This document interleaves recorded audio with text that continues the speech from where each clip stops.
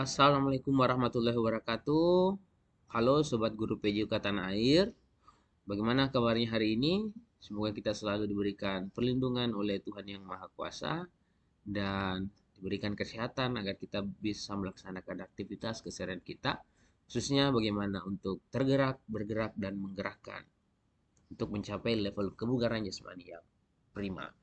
Nah, kakak-kakak yang sedang mengikuti PKG PJOK Angkatan 2 atau persiapan diseminasi PKG PJOK nanti, kali ini saya akan berbagi tentang trik menjawab soal pretest dari PKG PJOK ini, di mana materinya ada seputar eh, keterampilan mengajar PJOK yang efektif, strategi mengajar, model pendidikan gerak, model pendidikan kebugaran, model sport education model, dan asesmen autentik. Nah, ini akan saya ulas satu per satu, kita analisis bersama bagaimana kita menjawab soal-soal pretest ini dengan mudah dan sukses. Ini ada soal pertama. Di sini soalnya, dalam suatu pembelajaran PJOK, Pak Fauzan sebagai guru PJOK SMA 13 Goa mengelompokkan peserta didik ke dalam tiga kelompok yang berbeda. Hal ini dilakukan Pak Fauzan berdasarkan asesmen awal yang pada pelaksanaannya peserta didik diminta melakukan dribble sesuai dengan kemampuannya. Skenario-nya seperti berikut. Satu kelompok peserta didik diminta mengamati video pembelajaran mendribble bola melalui YouTube. Suatu kelompok lainnya saling bercerita mengenai pengalaman mereka bagaimana mendribble bola dalam permainan bola basket. Satu kelompok lainnya diminta untuk memperagakan cara melakukan dribble dalam permainan bola basket satu lawan satu. Selanjutnya, semua peserta didik berlatih mendribble dalam sebuah praktik langsung permainan bola basket. Nah, kasus di atas adalah contoh pembelajaran yang didesain berdasarkan. Kakak-kakak, kita langsung saja analisis optionnya. Di sini semua mengarah ke proses pembelajaran diferensiasi. Menurut pemahaman saya, diferensiasi itu dibagi menjadi tiga. Ada yang diferensiasi produk, ada yang konten, dan ada yang proses. Hanya ini tiga konsep diferensiasi. Berarti diferensiasi media pembelajaran kita sudah eliminasi.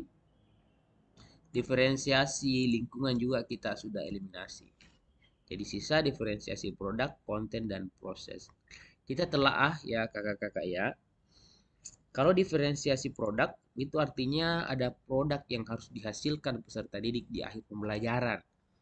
Sementara di soalnya, ini masuk ke dalam langkah-langkah pembelajaran.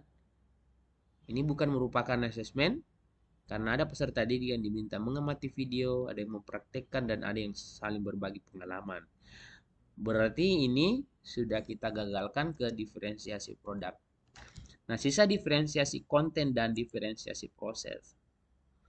Kalau kita analisis studi kasusnya, di sini ada proses yang dilakukan di waktu yang bersamaan, di mana satu kelompok di waktu yang sama ada yang mengamati video, ada juga yang saling bercerita, dan ada yang mempraktekkan.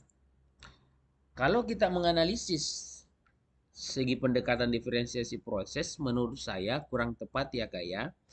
Karena menurut pemahaman saya, diferensiasi proses itu lebih kepada ada waktu yang berjalan dan ada proses yang berbeda-beda.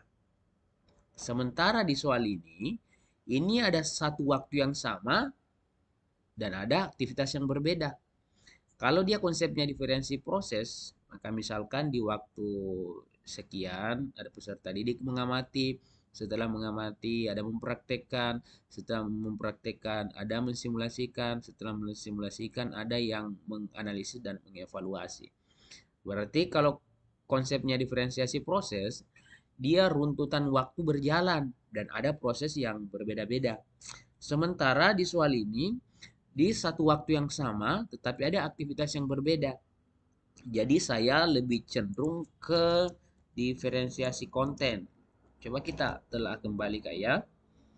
Ini ada satu kelompok yang diminta mengamati video. Berarti konten pembelajarannya, diferensiasi kontennya ada kelompok yang mengamati video pembelajaran, kelompok lain kontennya saling bercerita mengenai pengalaman mereka dalam bermain bola basket.